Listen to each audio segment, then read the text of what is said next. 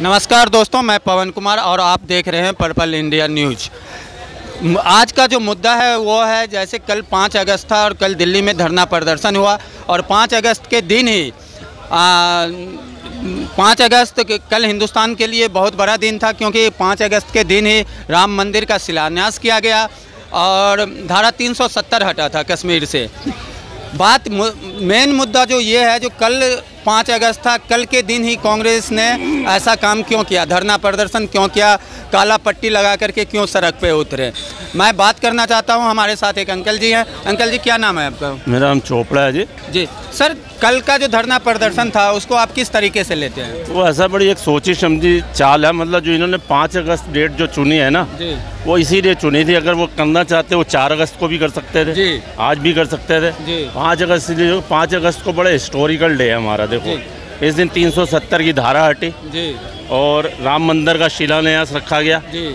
तो उनका था गलत मैसेज पहुंचाना, क्योंकि एक तुष्टीकरण की राजनीति में ज़्यादा बिलीव करते हैं ये सोनिया गांधी और ये आपका राहुल गांधी, जो भी कांग्रेस है। ये गलत मैसेज पहुंचाना चाहते थे किसी पर्टिकुलर खास समुदाय को कि हम है ना, देखो हम बिल्कुल एंटी राम मंदिर है, हम एंटी 370 है, क्योंकि खुल के तो बोल नहीं सकते। तो उनका मतलब जो है ना, उनको इसीलिए उन्होंने 300 मतलब ये 5 अगस्त का जो है ना दिन चुना और काले कपड़े पहन के आ गए। अब पहली बात तो ये है कि वो इनको इतना भी वो नहीं है कि ये कहते हैं हम वहाँ का जो प्राइम मिनिस्टर का आवास है उसको भी हम उसको घेरेंगे और ईडी के दफ्तर बाहर घेराबंदी करेंगे, यहाँ करेंगे वहाँ करेंगे। फिर राहुल गांधी, बात सुनो, राहुल गांधी एक तरफ कहता है जी कि जिस तरह से पर्यटन चल रहा है ये मुझे दे दो, मैं सबको देख लूँगा। मैं इस तरह के संसद में उसने बयान दिए हैं। सर, ईडी से एक बात और ध्यान में आता है, महंगाई का मुद्दा आज से नहीं है, काफ़ी दिनों से है। लेकिन ये महंगाई का जब ईडी इन पे रेड करता है, जब ईडी शिकंजा कसता है, तब ये लोग महंगाई का मुद्दा लेकर के रोड पे उतरते हैं और वो दिखाते हैं रोज़मर्रा की ज़िंदगी में सामान कितना। बात सही है, आप महंगाई के मुद्दा पे लड़ो, लेकिन जब आप पे ईडी रेड करता है, एक हिंदुस्तान का शुभ दिन होता है, उस दिन को ही आप क्यों चुनते हो? ऐसा उस दिन को इसीलिए चुना है कि ये माइंड डाइवर्ट कर रहे हैं पब्लिक का। जी, बेसिकली ये माइंड डाइवर्ट करना चाहते हैं। हालांकि ईडी की अगर रेड हो रही है तो उसमें देखा जाए तो पैसा, काला धन बाहर ही आ रहा है ना। जी, आप देखो बॉम्बे के अंदर कितने पकड़े गए हैं महाराष्ट्र में जी। अनिल देशमुख, नवाब मलिक जी, संजय राउत जी, और इधर अब वहाँ पर कलकत्ता में अर्पिता मुखर्जी, कितने करोड़ों रुपए निकल रहा है। काला धन बाहर ही आ रहा है ना। इससे पहले तो किसी की हिम्मत हुई नहीं। दिल्ली में भी निकला है सर, दिल्ली में भी निकला है। दिल्ली के अंदर आपको देखो सत्येंद्र जैन जी है, उन्होंने देखो कितनी शेल कंपनी बनाई है, अभी तक अंदर है। और अब देखो इन सब चीज़ों के ऊपर आप देखोगे, आप अगर आप बॉम्बे के अंदर सबसे ज़्यादा बंदे हैं, ठीक है, और इन सब में देखो शरद पवार अभी तक चुप बैठा हुआ है, कुछ चुप्पी धारण की हुई है, वो कुछ नहीं बोल रहा, वो MBA का था। और ये ईडी, ये जब से इनकी गवर्नमेंट टूटी है ना, ये उद्धव ठाकरे की, ये पहले वहाँ जो है ना, वहाँ पुलिस को एक और टूल्स की तरह इस्तेमाल कर रहा था। जब से वो हटा तो ये ईडी वहाँ पर संजय राउत का भी केस आ गया, क्योंकि संजय राउत का केस सबसे पुराना है, इसके अंदर 2007 से चल रहा है। और 2010 के अंदर उसने देखो पात्रा चौल को जो है उसमें 674 फैमिलियां उसमें सफ़र कर रही हैं, उसके अंदर वो बिल्कुल विक्टिम है, पीड़ित है एकदम, और उसमें 10% काम हुआ है। और 1074 को बोला कि बताओ, महाराष्ट्र गवर्नमेंट की जो प्रॉपर्टी, जो ज़मीन है, पता नहीं कितने एकड़ है, वो 47 एकड़ वो बेच दी, किसी 6 बिल्डरों को बेच दी उन्होंने इतना। और वो कमीशन आ रही है वर्षा राउत के अकाउंट में, और वो कहते हैं हमने लोन लिया है, लोन में है तो फिर ब्याज भी दिखाओ, कोई एंट्री नहीं है, कोई सबूत। तो ईडी जो है, ईडी के पास सारे पुख्ता सबूत है, पुख्ता सबूतों के आधार पे कर रही है, और ईडी का जो विरोध नहीं कर सकते ये। लेकिन संजय राउत तो सर पुष्पा स्टाइल में बोल रहा है महाराष्ट्र झुकेगा नहीं। मैं जानना चाहता हूँ, महाराष्ट्र इनसे बड़ा हो गया क्या? क्या पूरे महाराष्ट्र को लपेट रहे हैं इसमें? जो ईडी लगाओ, जो भी लगाना है लगाओ, महाराष्ट्र झुकेगा नहीं। जबकि महाराष्ट्र की जनता, बहुत सारे ऐसे हैं जो बीजेपी को भी सपोर्ट करते हैं, बहुत सारे दूसरे पार्टी को भी करते हैं। तो ये पुष्पा स्टाइल में वो बोलते हैं महाराष्ट्र झुकेगा नहीं। देखो महाराष्ट्र, ये कॉन्फिडेंस कहाँ से आता है? ये कॉन्फिडेंस पता नहीं कहाँ से। अभी महाराष्ट्र देखो, पहली बात तो महाराष्ट्र की जो जनता है ना, उन्होंने वोट दिया। अगर शिवसेना को जब ये आए थे तो मोदी के, इन्होंने मोदी के बैनर लगा के वो जीते थे इलेक्शन। वो ठीक है, वो सीटें बढ़ गई, लेकिन ये पुष्पा स्टाइल में जो कर रहे हैं ना, इनकी महाराष्ट्र की जनता है ही कहाँ इसके साथ। अब तो शिवसेना भी नहीं है, शिवसेना, असली शिवसेना तो उधर चली गई। अभी थोड़े दिन में देखना उसको शिवसेना का एम्बलम भी मिल जाएगा, सब मिल जाएगा। अब तो एक नाथ शिंदे के पास आ गया सब कुछ, इसके पास है ही क्या। अब तो ये तो बस रह गया। अभी नीतीश राणे का ही देख लो, वो भी कह रहा है मेरे बाप को मारने की कोशिश करी है इन्होंने। सर सेम स्टाइल दिल्ली में भी देखा गया जब सत्येंद्र जैन पकड़े गए, ठीक है। उसके बाद केजरीवाल ने खुद बोला जो अब जो है मनीष सिसोदिया की तरफ जाएंगे ये लोग। मैं वो नहीं, लेकिन अरविंद केजरीवाल भी बोलते रहते हैं मैं झुकने वाला नहीं हूँ, ये नहीं हूँ। लेकिन जो शराब आबकारी नीति आया था उन्होंने ये अचानक सा वापस ले लिया, इसके पीछे क्या राज हो सकता है? अचानक से शराब नीति वापस ली। अच्छा, इसके पीछे यही ना आता। देखो सत्येंद्र जैन जो था ना जी, सत्येंद्र जैन जब अरेस्ट हुआ जी, वो 3-4 महीने पहले ही कह रहा, जब पंजाब के इलेक्शन हुए थे जब ही कह रहा था अब तो अब ईडी जो है ना हमारे किसी 1-2 मिनिस्टर को है ना गिरफ्तार करेगी। तो वो हुआ यही, पंजाब के इलेक्शन हुए, सत्येंद्र जैन को कर लिया, धर लिया, और उसके भी पुख्ता सबूत हैं। उसमें जो शेल कंपनियां, बोगस कंपनियां बनाई हुई थी, उसमें उसने पैसा लिया हुआ है और अपने फैमिली मेंबर्स के फेवर में लिया हुआ है, ठीक है।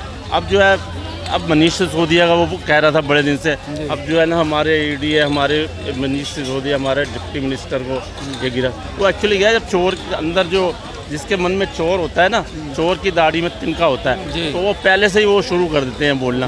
अब सत्येंद्र जैन बताओ, ऐसा बंदा है जब ईडी उसे इंक्वायरी के लिए बताता है तो कहता है जी मुझे कुछ याद नहीं है, मेरे को है ना कोरोना हुआ है, मुझे कुछ याद नहीं था, कोरोना में मैं काफ़ी कई क्वेश्चन में उसने ऐसे जवाब दिए। अब बताओ याद नहीं था तो तुम मिनिस्टर कैसे बन के बैठा हुआ वहाँ का, तुम मिनिस्टर, होम मिनिस्टर बन के, वो जो भी है हेल्थ मिनिस्टर बन के बैठा हुआ है। तो इसका मतलब ये तो केजरीवाल की बड़ी ना वो है कि मतलब लापरवाही है जो उसको मिनिस्ट्री में रखा हुआ था अभी तक उसने। तो अब जो ये शराब की जो अवकारी आई है, जो नई पुरानी पॉलिसी अडॉप्ट करे, एक्चुअली क्या है, जो नई पॉलिसी आई थी उसमें बहुत पैसा इन्होंने है ना शराब की कंपनियों, जो ब्लैक लिस्टेड कंपनियां थी ना, उनको भी उनसे भी टेंडर मंगवाए इन्होंने। और 144 करोड़ रुपये उनके माफ़ कर दिए बिना बात पे किसी के, समझ नहीं आया 144 करोड़ रुपये माफ़। तो अब जो है इसकी जो है धीरे धीरे एक्सपोज हो रहा है, इसलिए अब जब बाहर आ रहा है ये पता लग रहा है, तो अब ये जो है ये पुरानी पॉलिसी जो है आबकारी की जो है वो पुरानी अडॉप्ट करेगा, पुरानी लेके इसीलिए आ रहा है कि अब इसकी फाइलें खुलने वाली हैं, सिसोदिया की इंक्वायरी चल रही है और बड़ी जल्दी दूध का दूध पानी का पानी होने वाला है। आप दिल्ली से हैं इसलिए मैं एक सवाल और करूंगा आपसे। आजकल अरविंद केजरीवाल गुजरात में जाकर के कैंपेनिंग कर रहे हैं, ठीक है। वहाँ पे दिल्ली मॉडल दिखाया जा रहा है, दिल्ली में पानी फ्री है, बिजली फ्री है, स्वास्थ्य सेवा बहुत अच्छा हो गया, हॉस्पिटल बहुत सारे बने। वैसे हमने भी कैंपेनिंग किया था तो नई हॉस्पिटल एक भी नहीं बना है, जो पुराना था वही चल रहा है। और गुजरात में जाकर के ये सब गिनती करवा रहे हैं। क्या लगता है आपको गुजरात में ये अपना पाँव जमा पाएंगे? बिल्कुल, गुजरात से पहले यूपी में भी इसने किया, गोवा में भी किया, वहाँ पर क्या हुआ, वहाँ भी पाँव जमा नहीं पाए। ऐसे ही गुजरात से आ जाएंगे। सिर्फ ठीक है पंजाब में इसलिए जमा पाए क्योंकि वहाँ अमरिंदर सिंह का जो वहाँ कांग्रेस के अंदर फूट पड़ गई थी, अकाली दल में भी फूट पड़ी हुई है, तो वहाँ तो जमाना ही था, ठीक है। अब ये जो है ये 300 यूनिट फ्री है, ये कहता है मैंने बिजली मॉडल, मोहल्ला क्लिनिक तुम जितने देख लो, मैंने बहुत देखे हैं द्वारका में मोहल्ला क्लिनिक, सब जगह वहाँ पर कोई बंदा नहीं है, कोई काम नहीं कर रहा और मतलब जो मर्जी आ जा रहा है। बिल्कुल ऐसा कुछ नहीं है, कोई ऐसा नहीं है, सारा सब जगह पता क्या इतना मैस बना हुआ है। और इसने 1000 मोहल्ला क्लिनिक खोल ली थी जब इलेक्शन में जीता था, और अभी तक 400-500 खोली हैं। और उसमें भी वहाँ जाओ ना, जब मैं खुद गया हूँ वहाँ पर, वो कहते हैं ये दवाई नहीं है जी, ये आप बाज़ार से ले लेना। और डॉक्टर जो है अभी तक जो है ना देखने के लिए कतराता है, वो है ना 6 फीट दूर से देखता है, उसके लिए कोविड अभी गया नहीं, क्योंकि वो कहता है 6 फीट दूर से, वो इसलिए वो कहता है जी हमें मास्क नहीं दी हुई, वो PPE किट नहीं दी हुई, तो हम कैसे नज़दीक बुला के देखें। जबकि आजकल प्राइवेट डॉक्टर नज़दीक से देखने लग गए हैं, ठीक है, वो पैसे लेते हैं। तो इनको PPE किट, मास्क वगैरह जो है इनको वो नहीं कराए हुए मुहैया। अगर वो कहते हैं हम PPE किट हो तो हम पास में बैठ के आपको देखें, आराम से आपकी नब्ज़ भी देखें, ग्लव्स दिए हों, तो पैसे तो है नहीं इसके बाद। और वहाँ पर कंस्ट्रक्शन, हर मोहल्ला क्लिनिक में कंस्ट्रक्शन चल रही है, लेकिन 2-2 साल हो गए, ईंटें रोड़ियाँ ऐसे ही पड़ी हैं, वहाँ से जाओ बहुत बुरी हालत में है, कोई जो मर्जी आ जा रहा है, सब ऐसे बुरा हाल है, सारे कमरे खाली पड़े हैं। तो मेरा कहने मतलब ये सारा इसका मॉडल जो दिखा रहा है ना वहाँ पर, अगर ये 1-2 मोहल्ला, अगर सारे मोहल्ले क्लिनिक की विज़िट करा ले तो पता लग जाएगा उसको कैसे। जैसे अभी आंध्र प्रदेश का चीफ मिनिस्टर आया था, तो उसको मोहल्ला क्लिनिक दिखा दिया इसने अपने 1-2 उसको सारे दिखाए ना, किराड़ी मोड़ में दिखाए जाके, पहाड़गंज में दिखाए, पहाड़गंज में जो पुरानी डिस्पेंसरी है तो उनको टेक ओवर करके मोहल्ला क्लिनिक बना दिया। तो ये सारा मॉडल जो है ना सिर्फ होलो है, झूठ है एकदम। सर लास्ट में एक सवाल और मैं आपसे पूछूंगा अरविंद केजरीवाल पे ही। अरविंद केजरीवाल जब आए थे तो जन लोकपाल बिल्स बोले थे जो हम लाएंगे, वो तो लाए नहीं। बाकी उससे पहले ये ना विपक्ष का बहुत सारा फाइल लेकर के घूमते थे, वाड्रा के खिलाफ और बहुत सारे नेता के खिलाफ, कांग्रेस के खिलाफ, बहुत सारे फाइल जो इन लोगों पे ईडी का शिकंजा कसा जाए। लेकिन आज के डेट में जब इनके नेता पे ईडी जाता है तो बोलते हैं मोदी जहां पिछड़ जाता है, जहां डर जाता है वहां ईडी आगे कर देता है। और सेम भाषा कांग्रेस वाले भी कर रहा है, सेम यहाँ पे रावत जी भी कर रहे हैं, सेम ममता बनर्जी भी कर रहे हैं। क्या ये इसको आप किस तरीके से देखते हैं? क्या ईडी सही में बीजेपी के कहने पे चल रही है? ईडी बीजेपी के कहने पे नहीं चल रही, सीधी सी बात है। ईडी के पास जितनी भी पावर आई थी, पावर जो उनको दी गई है जी। ये आपको याद होगा एक टाइम में गृह मंत्री होते थे मिस्टर पी चिदम्बरम जी याद है। ये सारी शक्तियाँ उसने दी थी उनको जी। और अभी भी मैं कह रहा हूँ कि ईडी के अंदर जब भी जो पावर उसके पास होती है, जो भी वहाँ पर अपॉइंटमेंट होती है जी, उसमें मुख्य न्यायाधीश, प्राइम मिनिस्टर जी, और एक जो होता है ना आपके जो अपोजिशन पार्टी कमेटी होती है वो करती है अपॉइंट। अगर अभी आज कोई नया डायरेक्टर आ जाए ना तो अपोजिशन वालों की भी सहमति ली जाएगी जी। तो ये क्यों करेगा? अब तो देखो बात सुनो, सुप्रीम कोर्ट ने मोहर लगा दिया। सुप्रीम कोर्ट ने भी कह दिया कि ईडी के पास जो भी शक्ति है, वो पावर है, जो कर रहा है वो बिल्कुल कर सकता है। और वो किसी को भी इंक्वायरी के लिए ईडी के दफ्तर बुला सकता है अगर उसे डाउट है।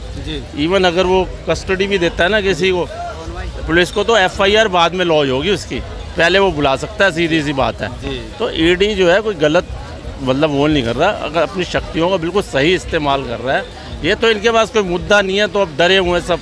अब हर एक को डर है, ये सिर्फ दबाने के लिए मोदी सरकार को भी मुद्दा उठा रहे हैं बस बार बार इसी का, ईडी का बस ये मुद्दा उठाने लगे। थैंक यू अंकल जी, मिलते हैं फिर कभी। जय हिंद, जय भारत।